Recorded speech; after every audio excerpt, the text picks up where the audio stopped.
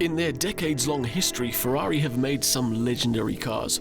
They've set all kinds of records and become, some would say, the most iconic manufacturer in history. But they're not the quickest at adopting trends.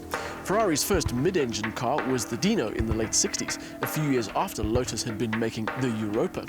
The first Ferrari with an active suspension system was the F50 in 1995, almost a decade after Porsche dropped a similar system into their 959.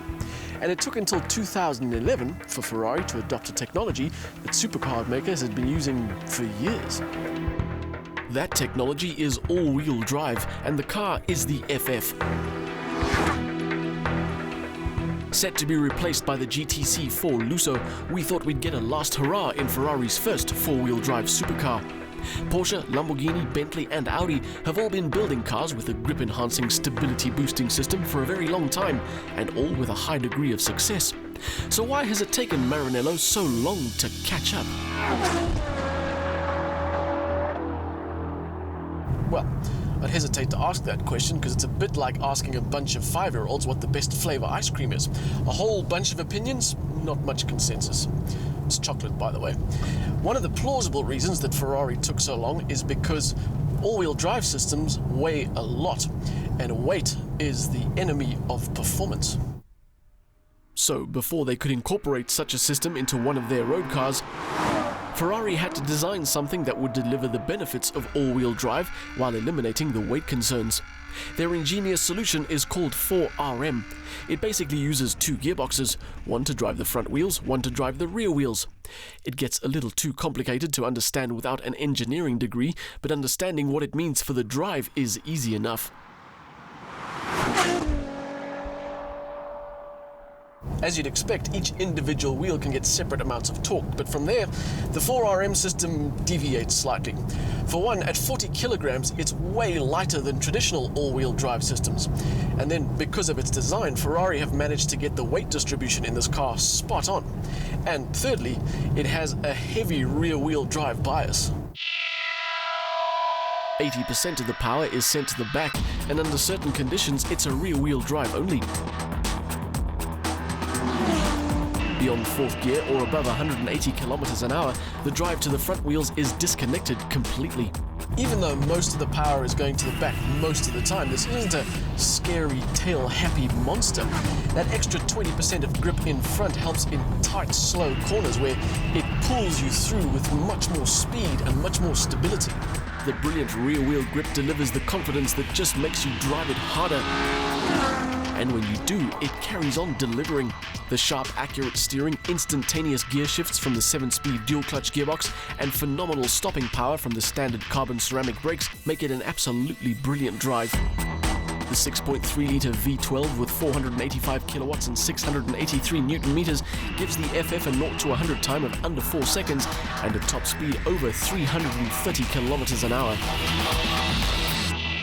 And it all comes together in a blend of power and noise and speed and brilliant driving enjoyment, and not a small amount of sadness.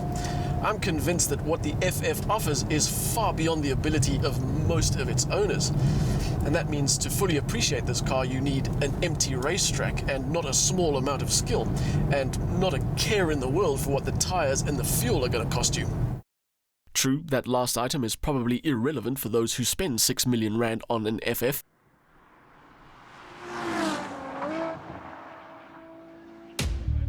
This is a car that will handle the racetrack but can also be used every day.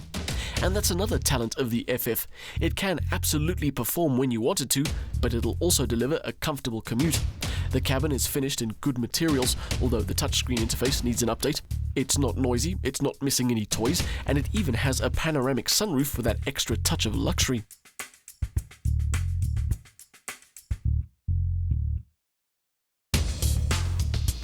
And miracle of miracles, here we have a GT car that will actually fit 4 people in comfort.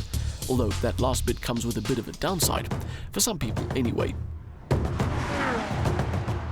Providing that extra headroom has given the FF a look that people either love or hate. It is quite reminiscent of the 1960s 250 GT bread van race car, and that has landed this car on a respected list of the 10 ugliest Ferraris. Me? I like it, and not least of all because of its proportions. The FF is more or less the same length as a Mercedes-Benz E-Class, and yet it still looks compact and agile and every bit the Ferrari.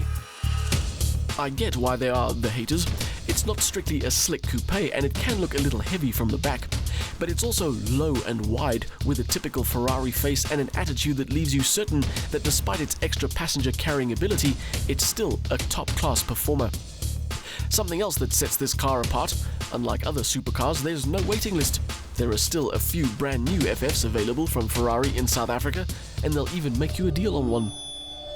My initial thoughts about the Ferrari FF was that it was all about performance. V12 motor, all-wheel drive grip, and figures on paper that suggested it just wanted to go as quickly as possible. And while it does that, with tons of driver involvement, it's still comfortable and easy to use, and would be as happy being used as a track toy as it would a GT Cruiser, as it would an everyday car. And that, for me, makes that the most talented in a very talented stable of cars.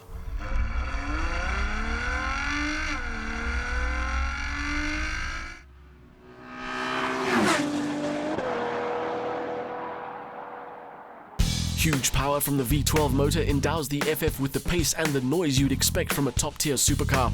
The technical package just can't be faulted thanks to the grip delivered by an ingenious all-wheel drive system and an instant-shifting dual-clutch gearbox. It almost delivers more involvement and talent than can be enjoyed fully. Most FF drivers will probably be content to explore its Grand Tourer abilities, but it is a truly talented supercar.